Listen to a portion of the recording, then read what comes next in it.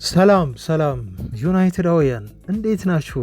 አድማጮቻችን እነሆ ተገኘን። በርከት ያሉ መረጃዎችን ይዘንላችሁ ክቡራን አድማጮች፣ እንደተለመደው ትላንት እንዳደረግነው የተለያዩ ጥያቄዎቻችሁን በኮሜንት ላይ ያስፈራችሁልናል። እነኛን ጥያቄዎች እያነበብን ምላሽ እንሰጥበታለን። አድማጮች በዚህ ምላሻችን ላይ መስማት የምትፈልጓቸውን ዜናዎችም በዛው አያይዘን ነው የምነግራችሁ። ስለዚህ ዜናም ነው የጥያቄዎቻችሁ ምላሽ ነው። ኢንተራክት በደንብ እናደርጋለን ማለት ነው እና በትላንቱ ፎርማታችን ዛሬም እንቀጥላለን አድማጮች በደንብ። ስለዚህ ኮሜንታችሁ ይታያል፣ አስተያየታችሁ የምትጠይቁት ጥያቄ ይታያል። በዛው በጣም ጠቃሚ ወሳኝ ናቸው የተባሉት ምላሽ ይሰጥባችኋል ማለት ነው። ክቡራን አድማጮቻችን ዩናይትድ እጅግ በጥብቅ ሲፈልገው የነበረው ታዳጊው ኮከብ አሁን ወደ ዩናይትድ ላይመጣ እንደሆነ ተገልጿል። ይሄ ተጫዋች ከቀጣይ ክለቡን እንደመረጠ እየተገለጸ ነው ያለው። ትሰሙታላችሁ። የብሩኖ ፈርናንዴዝ የዩናይትድ ቆይታ አሁን እጅግ አጠራጣሪ ሆኗል። ብሩኖ እስካሁን ድረስ ምላሽ አልሰጠም ተብሏል። ግን ውስጥ ለውስጥ ተጫዋቹ የወሰነው ውሳኔ እንዳለ እየተገለጸ ነው ያለው። ስለ ብሩኖ ፈርናንዴዝ ስለቀረበለት ጥያቄ እሱ ምን እንደሚያስብ፣ የክለቡ አመራሮች ምን እንደሚያስቡ፣ ሩበን አሞሪም በተጫዋቹ ቆይታ ላይ ያላቸው ሀሳብ ምንድን ነው ለሚለው በደንብ ሰፊ ዝርዝር መረጃዎችን ነው የምናደርሳቸው አድማጮች። ትላንት ዩናይትዶች ካደረጉት የሆንግ ኮንግ ጨዋታም ድል ቀንቷቸው የኤጁኬሽናል ካፕ አሸናፊ ሆነዋል። ታዳጊዎቹ በጣም ተደስተዋል። የሚጠበቁ ከዋክብቶቻችን ልጆች ጎል አስቆጥረዋል። ከዚህ ጋር የተያያዘ መረጃ ምሰጣችኋለሁ። ከዛ ውጪ በጥያቄዎቻችሁና በመልሴ ውስጥ ያስኩላችሁ ብዙ መረጃ አለ አድማጮች። ለምሳሌ ስለ ጊዮኬሬሽ ጉዳይ እዛ ውስጥ መልስ ታገኛላችሁ። ስለ ማርከስ ራሽፎርድ ባርሴሎና፣ ስለ አንቶኔ ቆይታ፣ ስለ ጀደን ሳንቾ ሁኔታ ብዙ መረጃዎች ስላሉ እስከ መጨረሻው እንድትከታተሉን ነው የምንጠይቀው። ላይክ ማድረግ ግን ተቀዛቅዛችኋል አድማጮች። በደንብ ላይክ እያደረጋችሁ እንድትከታተሉን ነው በታላቅ አክብሮት የምጠይቃችሁ። አሁንም መልካም ቆይታ ይሆንላችሁ። እስቲ በቅድሚያ ለትላንት ዜናችን ላይ ቪዲዮ ላይ የሰጣችሁት የተለያየ ኮሜንት አለ እና እሱን አስተያየቶቻችሁን በመመልከት ምላሽ ያለውን ምላሽ በመስጠት ልጀምር። መብሬ የተባልክ ቤተሰብ ሰላም መንጌ፣ እንኳን በሰላም መጣልን። የኔ ጥያቄ ምን መሰለ፣ የኦናና ነገር በጣም አጠያያቂ ነገር ነው። ምክንያቱም አመት ሙሉ ዋጋ አስከፍሎናልና ሌላ መግዛት የለበትም። ማን ዩናይትድ ካልተገዛ ማለት ነው ሌላ አንድ አመት ዋጋ ያስከፍለናል። ይሄ የኔ ሀሳብ ነው ብልሃል። ትክክል ነው መብሪ። እና ኦናናማ ዋጋ እንደሚያስከፍለን እኮ ሁላችንም እናውቀዋለን። አሞሪም ያውቁታል ውስጣቸው፣ እኛም በደንብ አድርገን እናውቀዋለን ኦናና ስህተት እንደሚሰራ።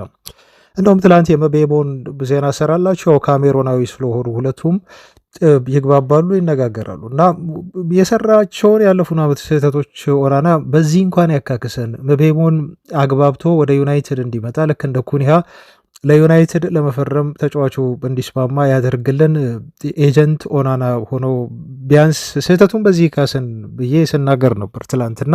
ኦናናን ማን ይፈልጋል ብለህ ነው አድማጫችን። ችግሩ የሚፈልጉት ክለቦች እሱን እኮ የሉም። አሁን እየሰማን ያለነው መረጃ ቤን ጃኮብስ ትላንት ሲናገር ነበር። ስለዚህ ተጠይቆ ቤን ጃኮብስ አሁን እየታመኑ ከመጡ ጋዜጠኞች አንዱ ነው። የዴላፕን የቼልሲ ዝውውር ቀድሞ ያወራው እሱ ነው። በነገር ላይ ከነፋብሪሲዮ ሮማኖ ቀድሞ ማለት ነው። ምንድን ነው እሱ ያለው? አሁን እሱ የሚናገራቸውን ነገሮች በዩናይትድ ይፋዊ የዩቲዩብ ቻናል አለ የደጋፊዎች ማርክ ጎልብሪጅ የሚሰራበት፣ እዛ ላይ ነው ቃለመጠይቅ ሲያደርግ ነበር። በተለያዩ ጉዳዮች ላይ ምላሽ ሲሰጥ ኦናናን ይፈልገዋል የተባለው ይሄ ኒዮምስ የተባለው አንዱ የሳውዲ አሁን ከሳውዲ ታችኛው ዲቪዚዮን ወደ ሳውዲ ሱፐር ሊግ ያደገ ቲም ነው እና እሱም አቀዘቀዘ። አይገርምም አድማጫችን? ኦናና አሁን ለእኛ ቁጥራን ተሰላፊ ሊሆን አይችልም ብለው ሌላ አማራጭ ውስጥ ገቡ ማለት ነው። ሲፈልጉት ሲከታተሉት ነበር፣ ግን ሲሰራ የነበሩ ሚስቴኮች ሁሉ ተመለከቱና ይሄ ተጫዋች ለእኛ ቁጥር አንድ ግብ ጠባቂ መሆን አይችልም አሉ። እነሱ የሳውዲ አሁን ያደጉ ቲሞች እንደዚህ ካሉ ዩናይትዶችስ ደግሞ ምን እንበል? የትኛው ቲም ነው ለዩናይትድ ገንዘብ አውጥቶ ኦናናን የሚገዛው? አውሮፓ ውስጥ ያለ ቲም እስቲ ንገረኝ አድማጬ። ለዩናይትድ ፈርመ ስትጫወት ዩናይትድ ያገናሃለም ያቀልሃለም። ቲሙ ምርጥ እንቅስቃሴ ካሳየህ ቶፕ ትሆናለህ። በዓለማችን ላይ እንዳንተ ሱፐርስታር የለም። ሁሉም ሰው ይፈልጋል። ዩናይትድ ቤት ሆነ ራስን የምታሳይ ከሆነ ዩናይትድ ቤት ሆነ የምትወርድ ከሆነ ደግሞ የመጨረሻ የህይወትን ዝቅታ ነው የምታየው። ምክንያቱም ሁሉም ሰው ያያሃል፣ ሁሉም ሰው አንተን ነው የሚመለከተው። ስለዚህ ወይ ቶፕ መሆን አለብህ፣ ሁለት አማራጭ ነው ያለ፣ ወይ ደግሞ በጣም መውረድ አለብህ። ከዛ በኋላ ፈላጊ አይኖርህም። ኦናናም እየሰራ ባለው ስህተት ምክንያት ብዙ ክለቦች እሱን ማስፈረም አይፈልጉም። ዩናይትድ አማራጭ የለው። ማድረግ የሚችለው ዩናይትድ እሱ እያለ ሌላ አንድ ግብ ጠባቂ ማስፈረም ነው፣ የእሱ ተፎካካሪ ሊሆን የሚችል ማለት ነው። ጥረት ላይ ናቸው። የተወሰኑ እንቅስቃሴዎች አሉ፣ ግን ቅድሚያ ትኩረት የተሰጠው ጉዳይ የኦናና ሳይሆን ሌሎች ዝውውሮች ላይ ነው። በተለይ የፊት መስመር ላይ እንደሆነ ታውቃላችሁ አድማጮች። ስለዚህ የኦናና ጉዳይ አሁን መፍትሄ አይኖረውም። ምናልባት ዩናይትድ የሚፈታቸው የፊት መስመር ችግሮቹን ከፈታ በኋላ አማካዩን ካየ በኋላ ስለ ኦናና ሊያስብ ይችላል ማለት ነው። ለጊዜው ኦናና አሁን በዩናይትድ ቤት የመቆየት እድሉ እንዳለ ነው፣ በደንብ ነው ማለት ነው። ይህን ጥሩ ምላሽ የሰጠው ይመስለኛል። በዚህ መልኩ ለምንድን ነው አለን አንድ አድማጫችን ደግሞ ጌጌሰው ይላል ስሙ። እንግዲህ በትክክል ካልጠራዎች ይቅርታ። ለምንድን ነው ማንቸስተር በዝውውር ጉዳይ ላይ ቶሎ የማይጨርሰው? ሲደራደር ሌላ ክለብ ጨረሰ ሲባል ይሰማል። ዝውውር ላይ እንደ ውጤቱ በጣም የዩናይትድ ደካማ ነው ብሏል። አዎ ትክክል ነው። ዝውውር ላይ ዩናይትድ ደካማ ነው። አሁን የኩኒያን ጉዳይ ቶሎ ጨረሱት። ከተጫዋቹ ፍላጎት አንጻር ነው የኩኒያ ዝውውር ቶሎ ያለቀው።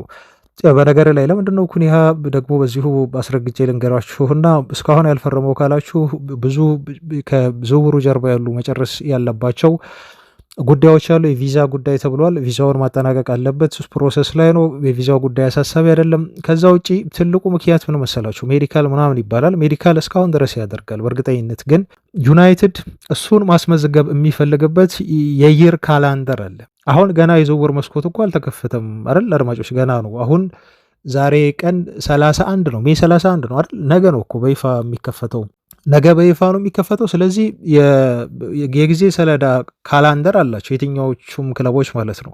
ኩኒሃን አሁን ካስፈረሙትና በሌላ የጊዜ ካላንደር ካስፈረሙት የሚመዘገብበት የወጪ እና የገቢ ነገር አለ አይደል? እዛ ላይ ተጫዋቹን ማስመዝገብ የሚፈልጉበት የጊዜ ካላንደር አለ። አሁን ያን እየጠበቁ ነው እና ቪዛውን እየጠበቁ ነው ማለት ነው። ታይሚንግ ነው እየተጠበቀ ያለው እንጂ ሁሉም አልቋል። አሁን ረፍት ላይ ነው። ወደ ብራዚል ብሔራዊ ቡድን ተጫዋቹ ያመራል። ግን የትም ሆኖ ከብራዚል ብሔራዊ ቡድን ጋር ሆኖ በይፋ ዩናይትድ ዝውውሩ እነኚህን ሁሉ ነገሮች ካለቁ በኋላ ይፋ ይሆናል ማለት ነው። ለማንኛውም የኩኒሃን ነገር ያነሳ ነው።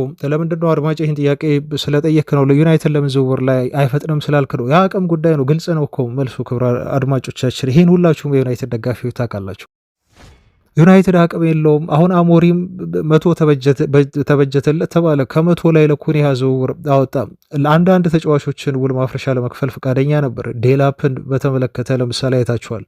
ውሉን ለመክፈል ተስማምተዋል። ከተጫዋቹ ጋር በግል ጉዳዮች ተስማምተዋል። ግን ተጫዋቹ ዩናይትድን መርጦ ሊመጣ አልቻለም። ስለዚህ አንድ ክለቡ የገንዘብ ችግር ስላለበት ትላልቅ ዝውውሮች ያመልጡታል እና ቶሎ ሊፈጽማቸው አልቻሉም። ምክንያቱም የአውሮፓ ሻምፒዮንስ ሊግ ላይ ዩናይትድ እየተሳተፈ አይደለም። ለምሳሌ ጌኬሬዝን ዝውውር ማጠናቀቅ ነበረበት ዩናይትድ። የአውሮፓ ሻምፒዮንስ ሊግ ተሳትፎ ቢኖረው ቢያገኝ ኖሮ ትላንት ፋብሪሶ ሮማኖ ይሄን ገልጾልናል አድማጫችን። ግን ዩናይትድ እየተሳተፈ አይደለም። ስለዚህ የገንዘብ እጥረት አለበት ማለት ነው። አንድ ሁለተኛ፣ ተጫዋቹም ቢሆን ያለ አውሮፓ ሻምፒዮንስ ሊግ ወደ ዩናይትድ ለመምጣት ትልቅ የማሳመን ስራ ይፈልጋል።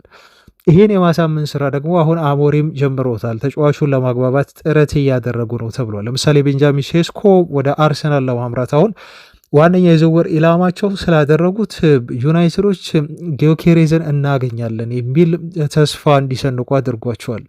ይህንን እድል ደግሞ ዩናይትዶች እንደተባለው መጠቀም መቻል አለባቸው። ጥሩ ዜና ነው። አርሰናል ቤንጃሚን ሼሽኮ ላይ ትኩረት ማድረጉ ማለት ነው። ከፖርቱጋል የሚወጡ ሪፖርቶች፣ ከእንግሊዝም እየወጡ ያሉ ሪፖርቶች አሁን አሞሪም በተደጋጋሚ እየደወሉ እያገኙት ነው በስልክ ተብሎ ተገልጿል። ጊዮኬሬዝን ማለት ነው ለማሳመን ጥረት ላይ ናቸው። ይህን ስፔስ ተጠቅመው ማለት ነው እንጂ አሁን ትግል ነው ባያችሁ የተያዙት የክለቡ ሰዎች፣ አሰልጣኙም ቢሆን ትግል ነው የያዙት። ናለን ብሎ የማሳመን ትግል ማለት ነው። ለምንድን ነው ይሄ የሆነው? በአቅም በገንዘብ ምክንያት። ተጫዋቾች በፍጥነት ዩናይትድ መሸጥ ደግሞ አልቻለም። የዩናይትድ ተጫዋቾች በፍጥነት የማይሸጡት ለምንድን ነው ካልከኝ፣ በደሞዛቸው ጉዳይ ለምሳሌ ራሽፎርድን ውሰድ። ራሽፎርድ በዩናይትድ ቤት 350 ሺህ ፓውንድ ያገኛል። ባርሴሎና ልጁን አጥብቆ ፈለገውና ጠየቃቸው፣ ለአንድ ዓመት በውሰት ስጡን፣ ምክንያቱም ተጫዋቹን በቋሚ ኮንትራት ልናስፈርመው አንችልም፣ ልንገዛችሁ አንችልም። አንድ ዓመት በውሰት ስጡን፣ ለውሰቱ ክፍያ ከ5 እስከ 10 ሚሊዮን ዩሮ እንከፍላችኋለን አሉ ባርሴሎናዎች። ዩናይትዶች ደግሞ በፍጹም አይሆንም አሉ። እኛ የምንፈልገው ተጫዋቹን በቋሚነት እንድትገዙ ነው ሲሉ ባርሴሎናዎች ምንድን ነው አይምሯቸው ላይ ክሊክ የሚያደርገው ልጁ የሚያገኘው ሳምንታዊ 350 ሺህ ፓውንድ ነው። ይሄንን ደሞዝ መክፈል አለባቸው አንድ ባርሴሎና፣ ወይ ደግሞ ራሽፎርድ ፍቃደኛ ሆኖ ደሞዙን መቀነስ አለበት። ተጫዋቾች ደግሞ ይሄን ያደርጋሉ ተብሎ አይጠበቅም። የዩናይትድ ኮንትራቱ ላይ የቀረው ኮንትራት ላይ ደሞዙ 350 ነው። ተጫዋቹ ኮምፐንሴሽን ይፈልጋል፣ ካሳ ይፈልጋል። ያን ካሳ ደግሞ ባርሴሎና ሊሸፍን አይችልም። ወጪው በጣም ይገንበታል። ወይንም ደግሞ ያን ብር ከፍሎ ተጫዋቹን ወደ ባርሴሎና ቤት እንዲያመራ ሊያደርጉ አይችልም። የመልበሻ ክፍሉን ይበጠብጣል። አድማጫችን ብዙ ደሞዝ ነው የሚያገኘው። መሸጥም ዩናይትድ እኮ ያስቸገረው በዚህ ምክንያት ነው። የካዛሚሮ ደሞዝ 350 ነው። እንዴት አድርጎ ይሽጠው? የጀደን ሳንቾ ደሞዝም እንደዚሁ 300 ምናምን ነው። እንዴት አድርጎ ልጁን በቋሚ ዝውውር ቼልሲዎች ያስፈርሙት? ቀንስ ደሞዝ ብለው አሁን ድርድር እኮ ተቀምጡ ጠረጴዛ ሰው ደሞዝህን ማትቀንስ ክልን ከሆነ ልናስፈርም አንችልም። ስለዚህ 5 ሚሊዮን ፓውንዱን ከፍለን ቅጣቱን ወደ ዩናይትድ እንመልሳለን እኮ ያሉት ነው። ጀደን ሳንቾ ነው ማለት ነው። እና ወይ መሸጥ አልቻለም ዩናይትድ፣ ማስፈረም አልቻለም፣ አቅም የለውም። ተጫዋቾች መሸጥ አልቻለም፣ እንዲለቁ የሚፈልጉ ልጆችን። አሁን አንቶኒን ሁሉ ሳይቀር ሪያል ቤቲሶች በድጋሚ በውሰት ስጡን ለማለት ወደ ማንቸስተር ከተማ ይመጣሉ ተብሏል። በጣም ይሄ የሚያበሳጭ እኮ ነው። ያን የመሰለ ፐርፎርማንስ አሳይቷቸው እነሱ አቅም ስለሌላቸው ብቻ ደሞዙን መሸፈን ማስፈረም ስለማይችሉ ብቻ ከእንደገና ለሌላ ዓመት በውሰት ስጡን ብለው ጥያቄ ሊያቀርቡ ነው የሚመጡት ተባለ። ይሄ ሁሉ የሆነው በማን ነው? አሁንም በክለቡ ችግር ነው።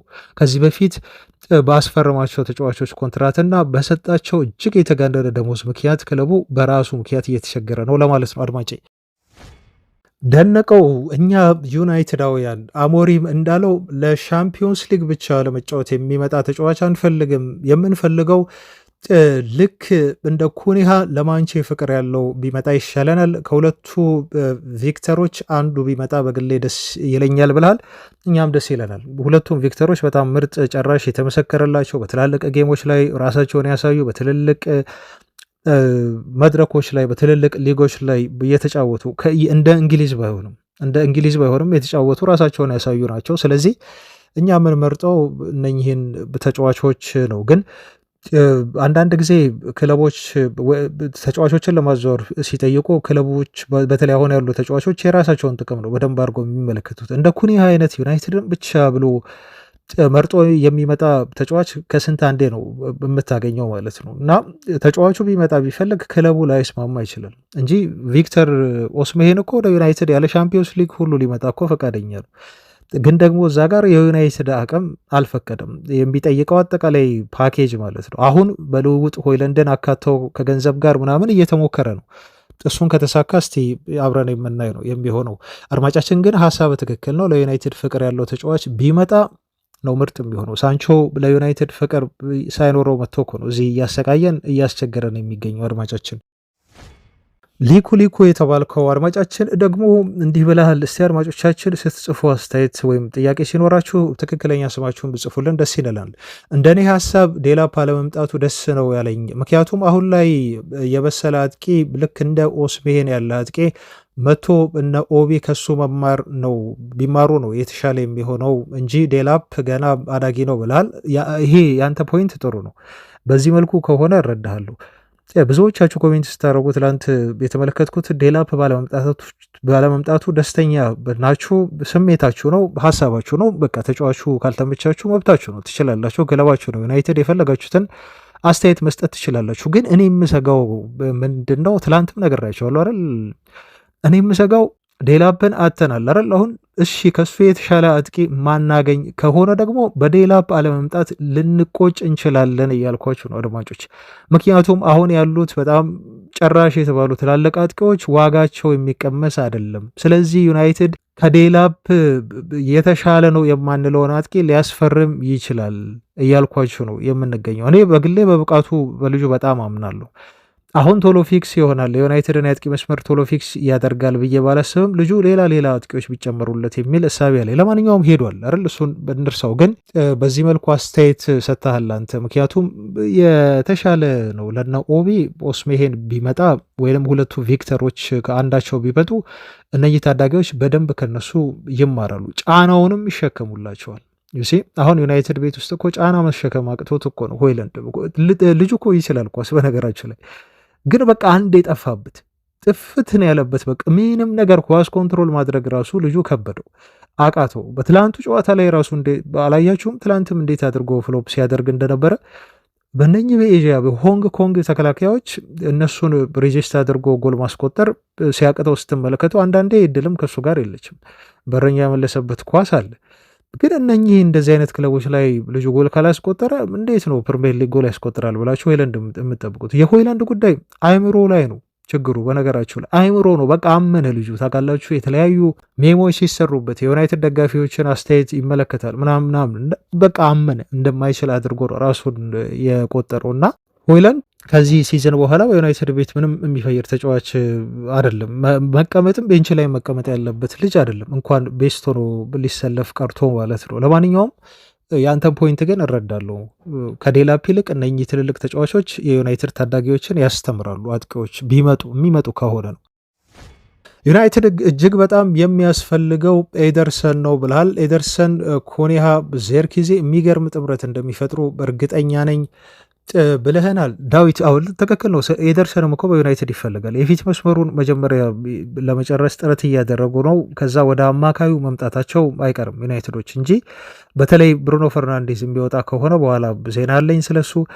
ዩናይትዶች በደንብ አማካይ ክፍል ላይ ተጫዋቾችን ያመጣሉ። አንድ ብቻ አይደለም፣ ሁለት ተጫዋች ሊያመጡ ይችላሉ። አሁንም ስለ ኤደርሰን መረጃዎች አሉ እየወጡ ነው ያሉት በተደጋጋሚ ግን የተጨበጠ ጠንከር ያለ ስላልሆነ ነው። አሁን የያዟቸውን ዝውውሮች ፊት መስመር ላይ ለመጨረስ ጥረት እያደረጉ ስለሆነ ነው ብዙ ያልተወራው። እኛም ጠንከር አድርገን ያላወራናችሁ ወደፊት ሲወራ እናወራለን። ትክክል ነው። ኤደርሰን በጣም ያስፈልጋል።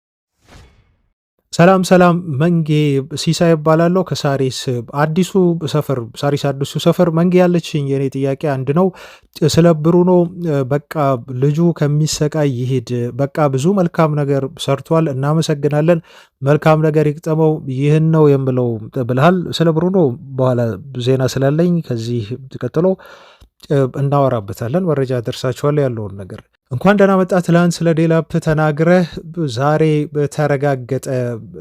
ያብስራ ነው እንደዚህ ብሎ ተረጋገጠ። ይገርማል። እኔ የምፈራው ባለስልጣኖቹ ሲፈዙ ሁሉንም እንዳያስመልጡም ብቻ ነው ብልሃል። ያው የዴላፕ ይታወቃል እኮ ዝውውር አንዳንድ መረጃዎችን ስናነብ የሚነግረናል። የስድስተኛ የስሜት ሕዋስ የሚባል ነገር አለ። የሆነ ተጫዋች ሊመጣ እንደሆነና ላይመጣ እንደሚችል ሀሳቡ ልቡ የት ነው ያለው የሚለውን ማሽተት ይቻላል። እና እንደዚህ አይነት ነገሮችን አስምሬ የምነግራችሁ ይሄን ተጫዋች እንደዚህ ተጠንቀቁት፣ ወደ ዩናይትድ ላይ መጣ ይችላል ብዬ እነግራችኋለሁ። መረጃውን እንደ መረጃ እያደረስኩ ከእንደገና የመምጣት እድሉ ምን ያህል ነው የሚለውንም በራሴ እየገመገምኩ ስለሆነ እንትን ምላችሁ ከዚህ በኋላም ባሉ ዝውውሮች ላይ እንደዚሁ ዜናውን እነግራችሁና እውነታውን ደግሞ እነግራችኋለሁ። ብዙ እንዳትጠብቁ፣ የሚሆንም ከሆነም አይሆንም ከሆነው ያለውን ነገር ማለት ነው።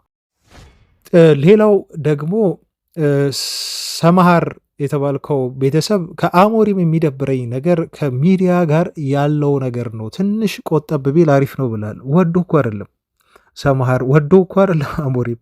ባለፈው አንድ ዜና ወጥቶ ነበሩ እና 400 እና ከዛ በላይ ኢንተርቪዎችን ሩበን አሞሪም አደረገ ከየትኛውም አሰልጣኝ በላይ ተብሎ ሰምታችኋል። ይህ ዜና እርግጠኛ ነኝ። ገና ዩናይትድን የያዘው አሁን ግማሽ ሲዝን ላይ 6 ወር ነው አይደል ዩናይትድን ያሰለጠነው። በ6 ወር ከ400 በላይ ኢንተርቪው። ይሄን በየጨዋታዎቹ ብታካፍሉት ካደረጋቸው ጨዋታዎች በየጨዋታዎቹ ብታካፍሉት በየአንዳንድ ጨዋታ አሰልጣኙ 10 እና ከዛ በላይ ኢንተርቪው ይሰጣል። 10 እና ከዛ በላይ ኢንተርቪው።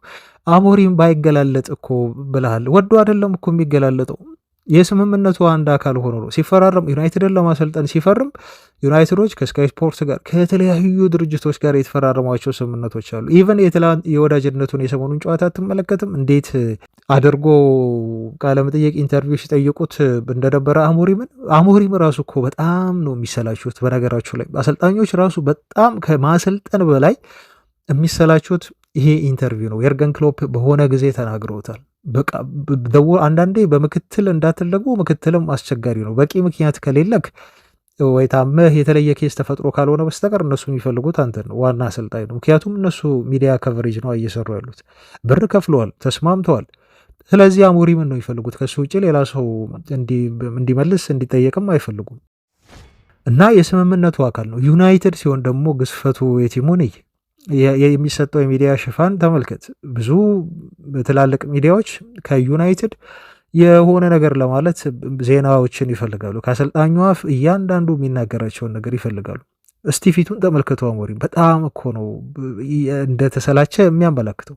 የተለየ ከፖርቹጋል ያየሁት ሊግ ያየሁት የተለየ ነገር ይህ ሚዲያው ትኩረት ነው ብሎ እኮ ተናገረ አሞሪም ራሱ ማለት በጣም ከፍተኛ የሆነ ትኩረት ነው ያለው እንግሊዝ ሲሆን፣ በተለይ ማንቸስተር ዩናይትድ ሲሆን ግን ስራው ነው መስራት አለበት እንጂ ወዶ አይደለም የሚገላለጠው ለማለት ነው። ለማንኛውም አድማጮች ብዙ አስተያየትን የሰጣችሁት እዚህ ላይ ግን ይብቃን። አስተያየታችሁንም ማነብ ከሆነ ሙሉ ጊዜውን አስተያየት ምላሽ በመስጠት የሚወስድብን ይሆናል። አሁንም ግን ያላችሁን ሀሳብ አስተያየት እንደዚህ ኮሜንት ማድረጋችሁን ቀጥሎ በቀጣይ በነገ ዜናዎቼ ላይ እመለከታችኋለሁ።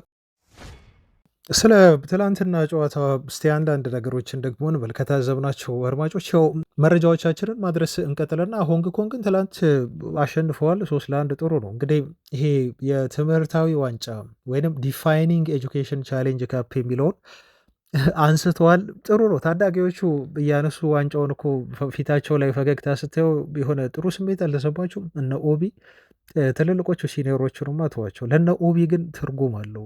በተለይ አሁን ስለ ኦቢ አንዳንድ ነገር እላቸዋለሁ። ትላንት ያን ዋንጫ አንስቶ ፊቱ ላይ ፈገግታ ስታየው እነ ሂቨን ደስ ብሏቸው ስታየው አሁን እንኳን አብሯቸው ነበረ አማድ እንኳን ትንሽ እንደ ሲኒየር ስሜት ስለሚሰማው ብዙም አልተደሳሰትም። ሌሎቹ ተጫዋቾቻችን ግን ደስ ብሏቸዋል ያችን ካፕ ሲያነሱ። ይሄ ትልቅ ቦስት ነው በነገራቸው ላይ ትልቅ ለነሱ ሞራል መነሳሻ ነው የሚሆናቸው። ጎልም ስላስቆጠሩ ለነሱ ዋንጫው ትልቅ ትርጉም አለው ማለት ነው። ሽንፈት ምንጊዜም ቢሆን ውጤቱ ኔጋቲቪቲ ነው። እንደ ትላንቱ አይነት ድል ጎል ሲኖር ደግሞ ውጤቱ ፖዘቲቪቲ ነው። ውስጥ የሚረጨው ኤነርጂ ጥሩ ነው። ያንን የፈለግነው እኮ እንጂ መሸነፏቸው ባለፈው ከፍቶን እኮ አይደለም። ለማንኛውም ግን ሆንግ ኮንግን ሲያሸንፉ ኦቢ 2 ጎል ማስቆጠሩ በ50 እና በ82ኛው ደቂቃ ይሄ ልጅ ትንሽም ቢሆን እድል በደንብ ከተሰጠውና እየበሰለ ሲሄድ ምን ማድረግ እንደሚችል በደንብ ሆይለንድን ቁጭ ብሎ ያሳየበትን እንቅስቃሴ ነው ያደረገው። ሁለቱም ኳሶች አንደኛውን በእግሩ ነው ያስቆጠረው፣ አንደኛውን በጭንቅላቱ ነው። በተለይ በእግሩ ያስቆጠረበት ይሄ ዞር ብሎ ያስቆጠረባት መንገድ ድሮ የዩናይትድ ታችኛው ቡድን እየተጫወተ ድሮ ስል በጣም አራኩት በቅርብ ለዩናይትድ አንደር 80 ምናምን በሚጫወትበት ሰዓት የሚያስቆጠራቸው ታይፒካል የሆኑ እንደዚህ አይነት ጎሎችን ነው። በትልቅ መድረክም ትላንት እንደዚህ አስቆጠረ ማለት ነው። አያችሁ እንደዚህ እየጎለበተ ሲሄድ አሁን ኮንፊደንሱ እየጨመረ ይሄዳል። እንዲደጋግሞ አሁን ፕሪሲዝንም በደንብ አድርጎ አሞሪም ይጠቀሙበታል ያየዋል ብዬ አስባለሁ። ስለዚህ ይህ ልጅ እየጎለበተ ይሄዳል በደንብ ገና ነው። ትንሽ ይሄ ስፒድ የለውም ሜዳ ላይ እንቅስቃሴው የማዝገም ባህሪ ያለው ልጁ ኔቸሩ ነው ተፈጥሮ ነው። ረጅም ስለሆነ የሆነ ሎጋ ስለሆነ ቁመናው ሰውነት ደግሞ ሲጨምር ይበልጥ ሊከብደው ይችላል። ይሄ ቅልጥፍና ማለት ነው በፍጥነት የመሮጥ ግን ከዛ ውጭ ያለው ቦታ እያዝ ያለው ጉልበት በደንብ ሲሰራ ደግሞ ወደፊት ማለት ነው ያለው የመጨረስ ብቃት እና ለጎል ያለው ብይታ በተለይ ፖዚሽን አያያዙ ቦታ በደንብ አድርጎ ያውቃል። ከሆይለንድ በደንብ ይሻላል። እርግጠኛ ሆኜ ነው የምነግራቸው። በቦታ አያያዝ በጉልበት በምናምን ላይሆን ይችላል፣ በፍጥነት ላይሆን ይችላል። ሜሰን ማውንትም ትላንት የተናገረው ይሄን ነው። ፖዚሽን ያውቃል፣ የቱ ጋር መቆም እንዳለበት ይሄ ተጫዋች ያውቃል እና ብዙ ተስፋ ያለው ልጅ ነው ሲል ነበር ያደነቀው። ሁለተኛው ጎል በጭንቅላት ገጭቶ ያስቆጠረው ጎል ነው። በጣም ግሩም ጎል ነው። ደስ የምትል ኳስ ነው ያስቆጠረው እና እኔ ለኦቢ ትላንት ደስ ብሎኛል በዚህ መልኩ በማስቆጠሩ። በጣም የሰጠው አስተያየትም ደስተኛ እንደሆነ ነው ይሄን በማስቆጠሩ የተናገረው እና ትልቅ ሞመንት ነው። ፌሊንጉ በጣም ደስ ይላል እና ስለ ወደፊቱ አሁን እያሰብኩኝ ይገኛለሁ ብሏል። ትልቅ የሞራል መነሳሻ ነው የሆነው። አያችሁ እኛም የፈለግነው ይሄን ነው። ቀጣይ ፕሪሲዝን ላይ ደግሞ በደንብ ዩናይትድ ስለሚሳተፍ በእንደዚህ አይነት ጨዋታዎች ላይ ታዳጊዎቻችን እንደ ሌሲ የመሳሰሉ እንደነ ኮኔም ትላንት በጣም ጥሩ ሲንቀሳቀስ ነበር። ሄቨንም እንደዚሁ ጎል በጭንቅላት ያስቆጠረው አንድ እሱ ነው እና ዩናይትድ ታዳጊዎች ራሳቸውን በደንብ የሚያሳዩበት ጥሩ እድል ይሆናል ማለት ነው። ቀጣዩ ዋናው ፕሪሲዝን 10 ተች አድርጓል። ትላንት በኦፖዚሽን ቦክስ ውስጥ ነው 10 ተች ያደርገው 6 ሹት አድርጎ እንደዚሁ 3ቱ ሾቶቹ ወደ ጎል የተሞከሩ ናቸው ማለት ነው እና 2 ጎል አስቆጠረ ከ3ቱ ደግሞ ማለት ነው። አሞሪም እሱን ብቻ አይደለም ያደነቁት ሄቨንንም አድንቋል። ሄቨን ባሰለፍኩትና በተጫወተ ቁጥር ሁሉ ተጫዋቹ ለዋናው ቡድን መጫወት እንደሚችል ሬዲ እንደሆነ እያሳየኝ ይገኛል ብለዋል። በጣም ነው የወደዱት አሞሪም። በነገራችሁ ላይ አሞሪም ወዶታል ሄቨንን እና እሱም ልጁም በጣም በሳል ነው። ከጉዳት ነፃ ከሆነ ይሄ ቶፕ የሆነ ተከላካይ መሆን እንደሚችል በቀጣዮቹ ዓመታት ትላንትም በደንብ አስመስክሯል። ጎል ሁሉ አስቆጥሮ የሆይለንድን ነገር ተዉት። ቅድም እዛ ጥያቄዎቻችሁ ላይ ስለመለስኩ እሱ ከሆንግ ኮንጎች ጋር እንኳን ጎል ካላስቆጠረ በፕሪሚየር ሊጉ መጥቶ ቀጣይ ሲዘን ያስቆጥርልናል ብለን አንጠብቅም። ለማንኛውም የዩናይትድ የትላንቱን ጨዋታ እንዲሁ ስንጠቀልለው ሲዝናቸውን ቱር አድርገው ጨርሰዋል። አሁን ተመስገን ነው። በአንዳንድ ተጫዋቾች በነገራችሁ ላይ በጣም ቅሬታ ነበራቸው በራትክሊፍ እና በክለቡ አመራር እንዴት ከእንደዚህ አድካሚ ከነበረው ሲዝን መልሰው እንደዚህ ረጅም በርካታ ሺህ ኪሎ ሜትር እንድንጓዝና እንደዚህ አይነት ጨዋታ እንድናደርግ ክለቡ ያደርገናል። ይሄኔ ከቤተሰቦቻችን ጋር ጥሩ የእረፍት ጊዜ ማሳለፍ ይገባን ነበር ብለው ተነጫንጨዋል አንዳንድ የዩናይትድ ተጫዋቾች ተብሎ ዘሰን ጋዜጣ መረጃ ይዞ ወጥቷል። ይሄን ገምቻለሁ እኔም ሊሆን ይችላል እና ይሄ መረጃ በዚህ መልኩ ወጥቷል። ይረዳሉ፣ ክለቡ ገንዘብ ችግር እንዳለበት ይረዳሉ። ግን ደግሞ ደስተኛ ያልሆኑ ተጫዋቾች አሉ ነው የተባለው። እኛ ደስ ስለማይላቸው ተጫዋቾች አይደለም የምናወራው፣ ግን ስለ ታዳጊዎቻችን እንጨነቃለን። በዛ መልኩ ሲደሰቱ ጎል አስቆጥረው ስናይ የወደፊቱን ቲም ነው የምናስበው። አሁን ስላሉት ሲኒየሮች ይሄ አይደለም የምንጨነቀው። ለማንኛውም እንደዚህ አይነት ዜና ወጥቷል። አሁን ክለቡ ዝውውር ላይ ያተኩራል። ከዚህ በኋላ ፕሪሲዝን ምናምን የለም፣ ድራማ የለም። አድማጮች ዩናይትድ ቀድሞ ገባበት ወይም ቀድሞ አገባና ከምባክ ተመጣበት ወይም ከምባክ አደረገ ምናምን የሚባል ጭንቀት ውስጥ አንገባም። ቢያንስ ለቀጣዮቹ 50 ቀናት እረፍት እናገኛለን። ዩናይትድ እንግዲህ ጨዋታ አይኖረውም ማለት ነው። የ2025/26 የክለቡ አጠቃላይ ሆም ኪት ይፋ ይደረጋል ቀጣይ። ከዛ የካሪንግተን ደግሞ አዲስ ተገንብተዋል ታውቃላችሁ። ይፋ የሚሆንበት ጊዜ ነው ወደፊት ማለት ነው። ካሪንግተን አልቋል፣ ተጠናቋል፣ በአዲስ መልክ ተገንብቶ ይሄም ለተጫዋቾቹ ቦስት ነው። ከእንደገና ቢሃይንድ ዘሴን ደግሞ ብዙ የሚሰሩ ስራዎች፣ ብዙ በዩናይትድ ቤት የሚለወጡ ነገሮች አሉ። እነሱን የምንሰማበት ጊዜ ነው ከዚህ በኋላ። ከዛ ነው እንግዲህ መጨረሻ ላይ ሲዝኑ ሊጀምር አካባቢ ፕሪ ሲዝን የሚመጣበትና ትሬኒንግ ምናምን ጉዳይ ይኖራል ማለት ነው። ከዛ በፊት ግን ስለ ዝውውሮች በደንብ አድርገን የምንሰማበት መጪ ጊዜ ነው ማለት ነው። እናንተም እኛም ስለ ዝውውሮች በደንብ አድርገን ለመስማት እናንተም ለመስማት እኛ የዝውውር ዜናዎችን ለመስራት ያብቃል ለማለት ነው። አድማጮች ከዚሁ ጋር ላይ ያይዝላችሁና ጆን ኢቫንስ ሪታየር አድርጓል ከፕሮፌሽናል ፉትቦል ተብሎ ተገልጿል። 10 ሲዝኖችን አሳልፈዋል ተጫዋቹ 241 ያህል ጨዋታዎችን አድርጓል። 8 ጎል አስቆጥሮ 7 አሲስት አድርጓል። ከዩናይትድ ጋር 4 የኮሚኒቲ ሺልድ፣ 3 ፕሪሚየር ሊግ ለዩናይትድ 2 በተለያየ ጊዜ ነው የተጫወተው ታውቃላችሁ። 3 ፕሪሚየር ሊግ አንስቷል፣ 2 እንደዚሁ ፉትቦል ሊግ ካፕ አንስቷል። በአንድ ሻምፒዮንስ ሊግ፣ አንድ ኤፍኤ ካፕ እና አንድ ክለብ ወርልድ ካፕ ሁሉ ያነሳ ነው። ታምናላችሁ አድማጮች? ጆን ኢቫንስ እነኚህን ሁሉ ክብሮች አሸንፏል። በማ ጊዜ? በሰር አሌክስ ፈርጉሰን ጊዜ። አሁን እግር ኳስ በቃኝ ብሏል። ከዩናይትድ ጋር ከተለያየ ኮንትራቱ ካበቃ በኋላ ፕሮፌሽናል እግር ኳስ አቁሟል ኢቫንስ። ማስታንቱኖን አተኗል አድማጮች። ዩናይትዶች እጅግ በጥብቅ ሲፈልጉት የነበረው በ10 ቁጥር ቦታ እንደ አንድ አማራጭ አድርገው ሲመለከቱት የነበረው የ17 ዓመቱ የሪቨር ፕሌት እጅግ አስደናቂ ተሰጥኦ ያለው ተጫዋች ወደ ፓሪስ ሰን ጀርመን ወይም ፒኤስጂ ሊያመራ ተቃርቧል ተብሏል። ሉዊስ ካምፖስ አስደናቂ ስራ መስራታቸውን ቀጥለዋል። አሁንም በፒኤስጂ ቤት ከዋክብቶችን እየሳቡ ለፒኤስጂ እንዲፈርሙ እያደረጉ ነው የሚገኙት። ከዩናይትድ ጋር ተስማምተው ወደ ዩናይትድ ይመጣሉ ተብለው ሲጠበቁ የነበሩ ሰው ናቸው። ግን ከዩናይትድ መዳፍ አንድ ምርጥ ታዳጊ ለመቀማት የተቃረቡ ይመስላል። ፋብሪዞ ሮማኖ ይህን በግልጽ ትላንት ተናግሯል። አድማጮች ብዙ ክለቦች ይፈልጉታል፣ ዩናይትድን ጨምሮ ሪያል ማድሪድ ከእንግሊዝ፣ ማንቸስተር ሲቲ ከዩናይትድ ውጭ ከጀርመን የማይፈልገው ክለብ የለም። የውል ማፍረሻ ሂሳቡ በጣም ትንሽ ነው። ለዛ ነው ብዙ ክለቦች ያለውን ታለንት አይተው፣ ግን ለ17 ዓመት ተጫዋች ከፍተኛ ሊሆን ይችላል ውል ማፍረሻው። ብዙ ክለቦች ቢፈልጉትም ብዙ ክለቦች ተጫዋቹን ለማስፈረም እንቅስቃሴ ማድረግ ቢጀምሩም ዩናይትድን ጨምሮ በመጨረሻ ግን ፉክክሩን በበላይነት ለማጠናቀቅ እየተቃረቡት ፔጆች ሆነዋል ማለት ነው። ስለዚህ የዩናይትድ ደጋፊዎች ስለ ማስታንቱኖ ያለውን የዩናይትድ የመፈረም ተስፋ እንድትረሱት በዚሁ ላሳስባችሁ ነው። ማስታንቱኖ ወደ ፔጅ አልጨረሰም፣ ግን ወደዛ ለማምራት እጅግ በጣም ተቃርቧል ብለውናል ፋብሪሶ ሮማኖን ጨምሮ የሚታመኑ የዜና ምንጮች። አድማጮች ዜናዎቻችን እንደቀጠሉ ናቸው። ላይክ ማድረጋችሁን እንዳትረሱ። መቀዛቀዝ ይታያል፣ አግባብ አይደለም። አድማጮቻችን 1000 ላይክ ቪዲዮን ብታደርሱት ደስ ይለኛል። እንደተለመደው ላይክ በማድረግ ቪዲዮን መከታተላችሁን ቀጥሉ። ክቡራን አድማጮቼ የብሩኖ ፈርናንዴዝ ነገር አሁን ትንሽ ከበድ ብሏል።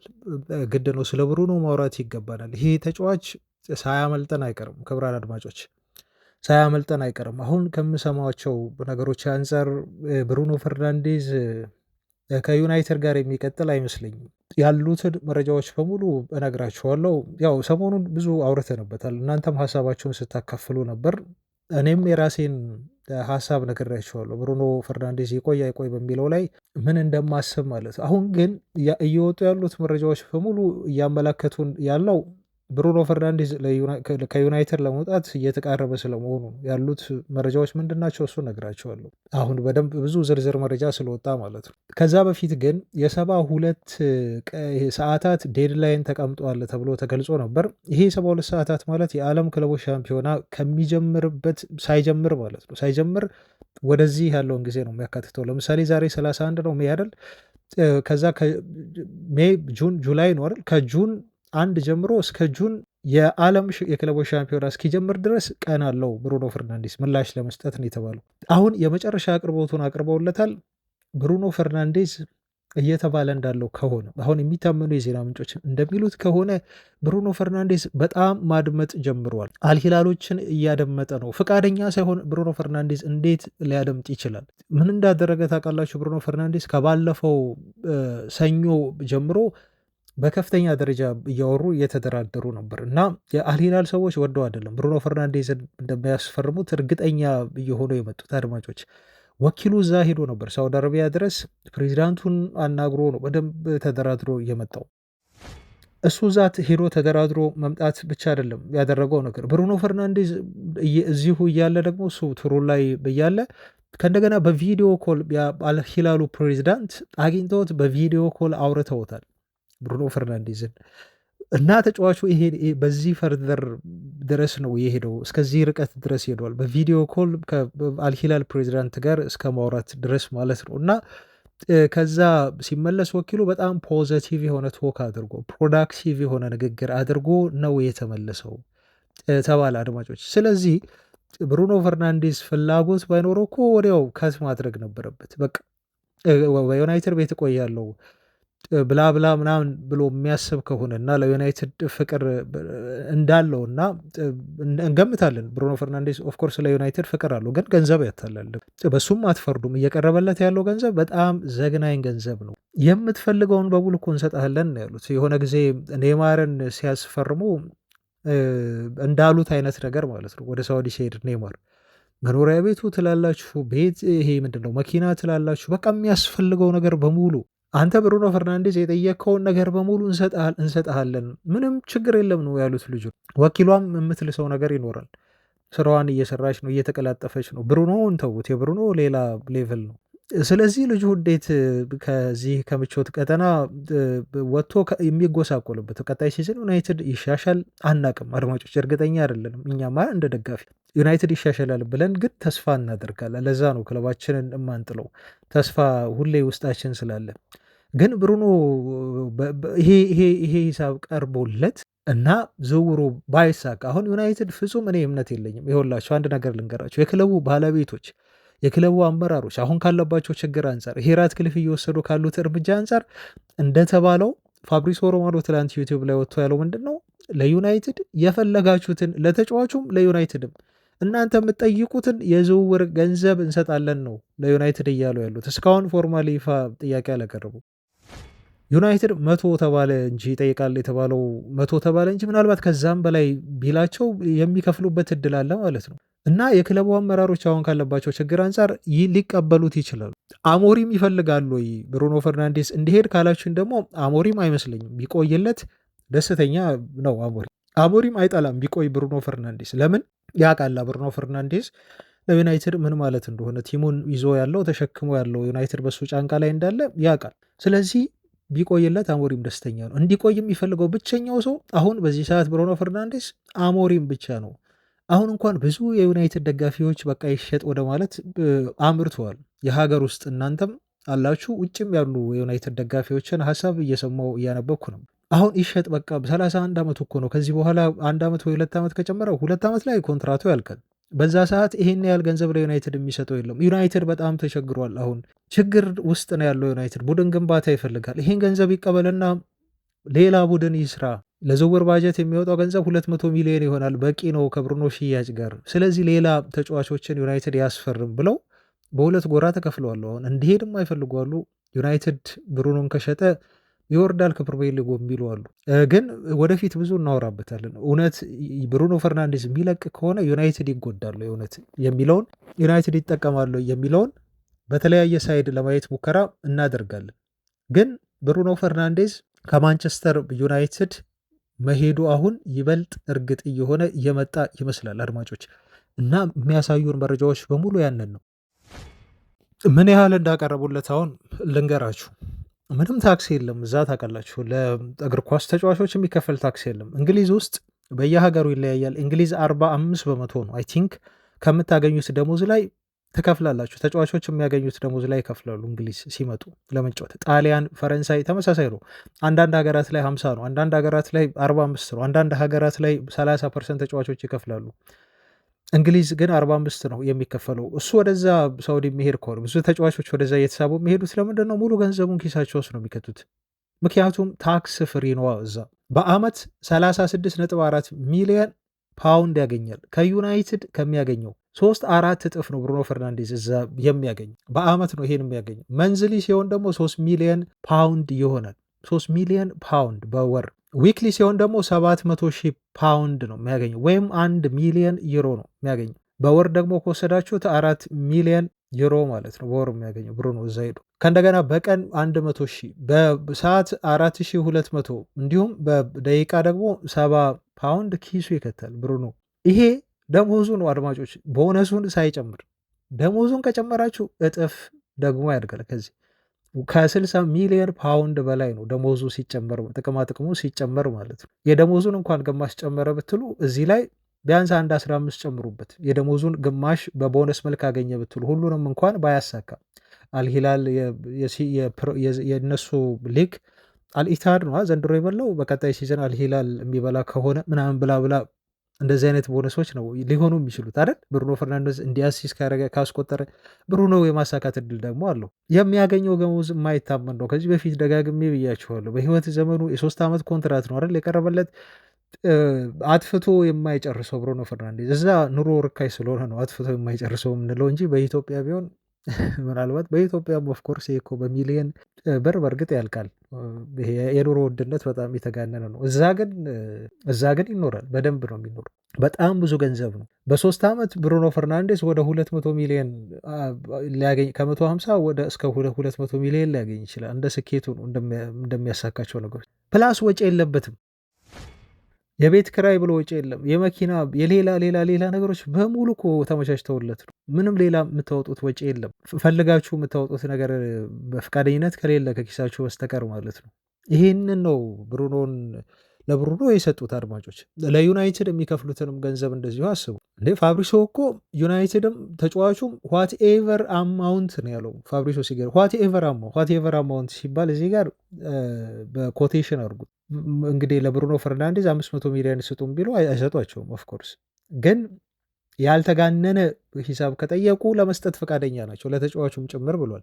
ክሬዚ የሆነ ፊ ለማቅረብ ነው የተዘጋጁት ብሎ ነው ያለው ፋብሪሲዮ ዩቲዩቡ ላይ ማለት ነው። ስለዚህ አልሂላሎች ሁሉንም ነገር ኤክስፕሎይት እያደረጉ ነው፣ ያለውን አማራጫቸውን በደንብ ኤክስፕሎር እያደረጉ ነው ያሉት፣ እንዴት ያደርገው ተጫዋቹን ማስፈረም እንደሚችሉ እና አሁን ቀን በቀን የተባሉ ይበልጥ ብሩኖ ፈርናንዴዝን ማስፈረም እንደሚችሉ እየተሰማቸው መጣ። ዛር ቬሪ ኮንፊደንት። አያችሁ ሪፖርቶች የሚሉት ያንን ነው። ለዛ ነው ብሩኖ ሳይሄድብን አይቀርም ያልኳቸው። ቀን በቀን በይሊ ቅድም ወደ ሳውዲ መሄዱ ወኪሉ በቪዲዮ ኮል ማውራቱ የአልሂላሉን ፕሬዚዳንት እና አሁን እንደውም ትላንት በጎልብሪች ቻናል ላይ የማንቸስተር ዩናይትድ ስታንድ ቻናል ላይ ሲጠየቅና ሲያወራ ቤን ጃኮብስ የቶክ ስፖርቱ ጋዜጠኛ ብሩኖ እንደውም ለፕሮጀክቱ ኦኬ ብሏል ነው ያለው። ኦኬ ብሏል፣ በቃ ፈቅዷል። ብሩኖ ኦኬ ኢትስ ኦኬ ብሏል፣ እኔ እስማማለሁ አይነት ነገር ብሏል ማለት ነው። ስለዚህ አሁን ብሩኖ እስማማለሁ እሺ የሚል ከሆነ ቀጥታ ምንድን ነው የሚያደርጉት? አልሂላሎች ለዩናይትድ ይፋዊ ጥያቄ ያቀርባሉ። አሁን ለዩናይትድ ይፋዊ ጥያቄ ሲያቀርቡ ደግሞ የዩናይትድ አመራሮች ብዙ ደጋፊ እንደሚወደው ብሩኖን ስለሚያውቁ ተጫዋቹን ሸጡት እንዳይባሉ አልሂላል ጥያቄ ሲያቀርብ በቃ አልሂላሎች እኛ ጋር የመጡትማ ከብሩኖ ጋር ያለውን ነገር ስለጨርሱ ነው። ስለዚህ ብሩኖንም መጠየቅ አይጠበቅባቸውም የዩናይትድ ባለስልጣን፣ ምክንያቱም እሱ ጨርሶ ነው የላካቸው። አልሂላሎች እስካሁን ኦፊሻላዊ ንግግር አልጀመሩም ከዩናይትድ ጋር። ይሄ ማለት የብሩኖን 100% መግደል ፈልገዋል መጀመሪያ። አሁን እንደሚባለው ከሆነ የብሩኖ ጋር ገለዋል። ተጫዋቹ ኦኬ ብለዋቸዋል፣ የሚፈልጉትን ወርድ ሰጥቷቸዋል። ስለዚህ ዩናይትድ ጋር ነው የሚሄዱት። ዩናይትድ ጋር ከሄዱ ደግሞ ዩናይትድ አመራሮች በቃ ብሩኖ እሺ እንዳለ ነው የሚቆጥሩት። አሁን ሰበብ አገኙ ማለት ነው ለመሸጥ ገባችሁ። ስለዚህ ይደራደራሉ። ቁጭ ብለው ነው በደንብ አድርጎ ነው ብሩኖን የሚሸጡት አድማጮች በደንብ። አሞሪም የተለየ ፕሬሸር አድርጎ ብሩኖ እንዲቆይለት ጠይቋቸው ካላቆዩት በስተቀር ያን ደግሞ አሞሪም አያረግም። ትላንት ተጠይቆ የሰጠውን ምላሽ አሞሪም ልንገራችሁ አድማጮች፣ እሱን አስተያየቱ ልንገራችሁ። ሩበን አሞሪም ስለ ብሩኖ ፈርናንዴስ ሲጠየቅ እንደዚህ በሚል ምላሽ ሰጠ። ብሩኖ ፈርናንዴስ ዩናይትድን የሚለቅ ይመስልሃል ሲባል አይ ዶንት ቲንክ ሶ አለ። አይመስለኝም ነው ያለው። አይለቅም አላለም። አድማጮች ልብ በሉ፣ እያንዳንዱን ቃል መመርመር ያስፈልጋል። አይለቅም አይደለም ያለው፣ አይ ዶንት ቲንክ ሶ አይመስለኝም፣ አይ ዶንት ኖ ፎር ሹር አለ። ከዛ በኋላ አያችሁ፣ እርግጠኛ አይደለሁም በት ኖበዲ ኖውስ አለ። ኖበዲ ኖውስ ማንም አያውቅም። አሁን ይሄን ምላሽ ያዙና ጋዜጦች በቃ ሩበን አሞሪም ብሩኖ ፈርናንዴዝ አይለቅም አለ ብለው ርዕስ አውጥተው ዜና ይሰራሉ። እንደዚህ ትሰማላችሁ። ግን ቃሉን ተመልከቱ፣ የሚጠቀማቸውን ወርዶች ተመልከቱ። አሞሪም አይ ዶንት ቲንክ ሶ፣ አይ ዶንት ኖ ፎር ሹር አለ። አይመስለኝም፣ እርግጠኛም አይደለሁም፣ ግን ደግሞ ብሎ ጭራሽ ይበልጥ አጠናከረው። ኖበዲ ኖውስ አለ። ማንም ሰው አያውቅም ከማ በስተቀር ከብሩኖ ፈርናንዴዝ በስተቀር። አይ ቲንክ ሂ ዋንትስ ቱ ስቴይ አለ።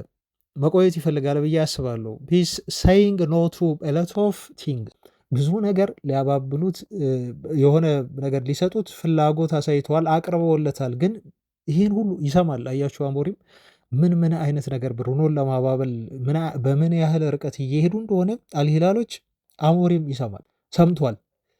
ይህን ሁሉ ማባበያ ነገሮች ግን አቅርበውለታል፣ ግን አልተቀበልም ብሩኖ አለ። እዛ ጋር እርግጠኛ መሆን አይችልም። ምክንያቱም እሱ ብሩኖን አይደለም። ብሩኖ ምን እንዳወራ ከአልሂላሉ ፕሬዚዳንት ጋር ቪዲዮ ኮንፈረንስ ላይ ምን እንዳወራ ምን እንደተነጋገረ አሞሪም የሚያውቀው ነገር የለም። ሁሉንም ነገር መቼች ሊነግረው አይችልም። ምናልባት ይቀላለዱ ይሆናል አልሂላሎች ወይ ሳውዲዎች ወደዛ እንድትሄድ አንድ ሀገር ክፍለ ከተማ ሰጡ አንዴ ምናምን አይነት ነገር ሊባባሉ ሊቀላለዱ ይችላሉ። ስላቀረቡለት አንዳንድ ነገሮች ሊያወሩ ይችላሉ። በዲቴል ግን ብሩኖ ፈርናንዴዝ አይነግረውም። ይህን እርግጠኛ መሆን ትችላለን። አወራዋለሁ አናግረዋለሁ ብሏል። ግን እርግጠኛ አይደለሁም፣ ማንም ሰው ስለ ብሩኖ ወደፊት ቆይታ ማንም ሰው አያውቅም ሲል ነው የተናገረው። ክለቡ ገንዘብ ችግር ላይ ነው እና የብሩኖ መሸጥ አያስፈልገውም ወይ ተብለው ደግሞ ሲጠየቅ አሞሪም ምንድን ነው ያለው? አዎ ክለቡ ችግር ላይ ሊሆን ይችላል፣ ግን ገንዘብ የምናገኝበት ሌላ መንገድ እንፈልጋለን፣ አናጣም። ክለቡ ገንዘብ የሚያገኝበት ሌላ ዘዴ ሌላ መንገድ ይፈልጋል እና ይህን መንገድ አያጣም ሲል መለስ። ምን እንዲመልስ ነው አሁን አሞሪም እዚህ ጋር የተፈለገው? ይሄ የአሞሪም አስተያየት ቀደም የነገርኳችሁ ብሩኖ ፈርናንዴዝ እንደሚቆይ ማረጋገጫ ይሆናል ብላችሁ የምትወስዱት ከሆነ ትልቅ ስህተት ሰርታችኋል። ለዛ ነው ብሩኖ ሊለቅ ይችላል ያልኳችሁ። ሲጀመር አስተያየቱ በራሱ እያንዳንዱን ፈንክታችሁ የምትመለከቱት ከሆነ አማርኛ ይሄ እንግሊዝኛ አነጋገር ትርጓሜን ስታጠኑ ሩበን አሞሪም ቢለቅም ምንም የማይል አሰልጣኝ መሆኑን ያመላክታል። ቢለቅም ምንም የማይል የሚቀበል አይነት አሰልጣኝ ነው እንጂ ከባለስልጣኖቹ ጋር የሚጋፋ ብሩኖን አትልቀቁብኝ ብሎ የሚሞግት አሰልጣኝ አይደለም። ምናልባት እኮ ይፈልገው ይሆናል በውስጡ እኛ አናቅም። ብሩኖ ቢለቅ በቃ እንደ 100 ሚሊዮን ፓውንድ ሆን አግኝቼ ይችን እንደዚህ አድርጌ 4 ተጫዋች አስፈርሜ ምናምን እኮ ብሎ ሁሉ ሊያስብ ይችላል። ግን ለሚዲያ መናገር ካለበት መናገር ባለበት መንገድ ነው አሁን የተናገረው። ያውም ፍንጭ እየሰጠን እኮ ነው። ሊሄድ ይችላል እያለን ነው ሩበን አሞሪም። እኔ ምላሹን እንደዛ ነው የተረዳሁት። እናንተ በራሳችሁ አገነዛዘብ አረዳድ ልትረዱ ትችላላችሁ። አስፍሩልኝ ኮሜንት ላይ ምን እንደተረዳችሁ ከአሞሪም ምላሽ። እኔ የተረዳሁት በዚህ መልኩ ነው። አሞሪም የሰጠበት የመለሰበት መንገድ ብሩኖ እንደሚቆይ እርግጠኛ አይደለም። አሞሪም ቢሄድም ይሄን ያህል በጣም ጫና የሚያሳድር አሰልጣኝ አይደለም። ኦኬ ብሎ ሊቀበል የሚችል አሰልጣኝ የሚመስለው። ለማንኛውም ስለ ብሩኖ የቀድሞ የዩናይትድ ተጫዋች የነበረው ፖል ስኮልስ እንደዚህ ሲል ተናገር። ይሄ ደግሞ የተለየ እይታ ነው። ምንድን ነው ያለው ፖል ስኮልስ? አውቃለሁ አለ ብሩኖ በጣም የተለየ ተጫዋች ነው። ቡድኑን ተሸክሞ የሚወጣው ብሩኖ ፈርናንዴዝ ነው። በጉብዝናው ምንም ጥርጣሬ የለኝም። ግን የቱ ጋር ነው ብሩኖ የሚጫወተው ብላችሁ ስትጠይቁ የብሩኖ ቦታ የት ነው ብላችሁ ስትሉ አጥቂ ነው ወይስ 10 ቁጥር ነው ወይንስ ደግሞ ተከላካይ አማካይ? ብሩኖ የማይጫወትበት ቦታ የለም። ልክ እንደ ስኩል ፕላየር ይሄ የትምህርት ቤት የሚደረግ ጨዋታ አለ። አንድ ተጫዋች በየትኛውም ኤቭሪዌር ሄዶ የሚጫወትበት ቦታ ብሩኖ እዚህም እዛም ነው። 10 ቁጥርም ቦታም ነው። ክንፉም ጋር ቦታ ይሄዳል ይመጣል። ዲፌንስ ሚድፊልድ ይሆናል ብሩኖ ፈርናንዴዝ፣ ስትራይከርም ይሆናል አንዳንድ። ስለዚህ ብሩኖ ፈርናንዴዝ አሁን የፖል ስኮልስ እይታ ነው ነግራችሁ። ብሩኖ ፈርናንዴዝ የቡድኑን አጫዋት ሲስተም የሚረብሽ ተጫዋች ነው። አሲስት ማድረጉ ጎል ማስቆጠሩ ሊታይ ይችላል። ኦፍኮርስ ብሩኖ እንደዚ አይነት ተጫዋች ያገባል፣ አሲስት ያደርጋል፣ ብዙ ጊዜ ዩናይትድን ተሸክሞ ወጥቷል። ግን የአንድን አሰልጣኝ ኢንፎርሜሽን ሲስተም የሚረብሽ ተጫዋች ነው። አንድ ቦታ ረክቶ ምንድነው ባጭሩ ታክቲካል ዲሲፕሊን የለውም። ታክቲካል ዲሲፕሊን የለውም ብሩኖ። እደግመዋለሁ አለ በልጁ ብቃት አምናለሁ፣ ግን 100 ሚሊዮን ፓውንድ ገዢ ካገኙ ደግሞ ይቀበሉ አለ። ይቀበሉ ፖል ስኮልስ። ስለዚህ ፖል ስኮልስ ምን እያለን ነው አድማጮች? አንደኛ ገንዘቡ ከፍተኛ ነው ዩናይትድ የተሰጠው። ሁለተኛ ብሩኖ ፈርናንዴዝ የአሞሪምን ሲስተም ይረብሻል። ለየትኛውም አጫወት ፎርሜሽን የሚሆን ልጅ አይደለም፣ ምክንያቱም ታክቲካል ዲሲፕሊን የለውም ብሎ ነው የተናገረው። ይህን ሲል ደግሞ ወዲያው ተቀበለና ካራገር ደገፈው፣ በደንብ ደግፈው አስተያየት ሰጠው። እሱ ይሄ የሃይ ስኩል ተጫዋች ይመስላል እዚህም እዛም በየቦታው ስለሚገኝ ብሎ ተናገረ። ይሄ የእነሱ ሀሳብ ነው። እኔም በመጠኑ የምስማማበት ሀሳብ። ፖይንት አላቸው፣ ሪዝን አላቸው፣ ምክንያት አላቸው ማለት ነው። እነዚህ ሰዎች እንደዚህ ብለው ሲናገሩ ልትቀበሉት የምትችሉ ላትቀበሉት የምትችሉም እንዳላችሁ አስባለሁ አሁን አድማጮች። እና በአጠቃላይ ብሩኖ ፈርናንዴዝ በዩናይትድ ቤት የመቆየት እድሉ አሁን በጣም ጠባብ እየሆነ መጥቷል። ብዙ ነገር ሊያስወራን ይችላል። አሁን ብዙ ነገር ማውራት እንችላለን። ብሩኖ ቢሄድ ዩናይትድ ይጎዳል፣ ይጠቀማሉ። ሌሎች ከዚህ በፊት በጣም ትላልቅ የነበሩ ተጫዋቾች ለቡድናቸው በጣም ወሳኝ የነበሩ በቃ ይሄ ልጅ ከለቀቀማ ይሄ ቲም አበቃለት ተብሎ ግን ቲሞች ወዲያው ሲያገግሙ በተለያዩ ቦታዎች ተመልክተናል። በባርሴሎና፣ በሪያል ማድሪድ፣ በሊቨርፑል ቤት ማናቸው እነማን ሲለቁ እንዴት ያገገሙ ቲሞቹ የሚለውን እነግራቸዋለሁ። ግን ይሄ እውን እየሆነ መሄዱን እርግጠኛ እንሁንና ስለ ብሩኖ ብዙ ማውራታችን አይቀርም አድማጮች፣ እናወራበታለን። እናንተም የተሰማችሁን ሀሳብ ስሰጡ ነበር ሰሞኑን ተመልክቻለሁ አድማጮች። አሁንም ብዙ የምጠብቁት ነገር ስለሆነ የብሩኖ ጉዳይ ደግሞ የእኛም ጉዳይ ነው። ዩናይትድ እኮ በጣም ሲዝኑን እና የቡድን ግንባታውን አጠቃላይ ሊቀይር የሚችል ትልቅ ወሬ ነው የብሩኖ ወሬ። ለቀቅ አለቀቅ 10 ቀን አለው አሁን ከነገ ጀምሮ ለ10 ቀን ይጠብቁታል የዓለም ዋንጫ ውድድሩ እስኪጀምር የክለቦች ማለት ነው።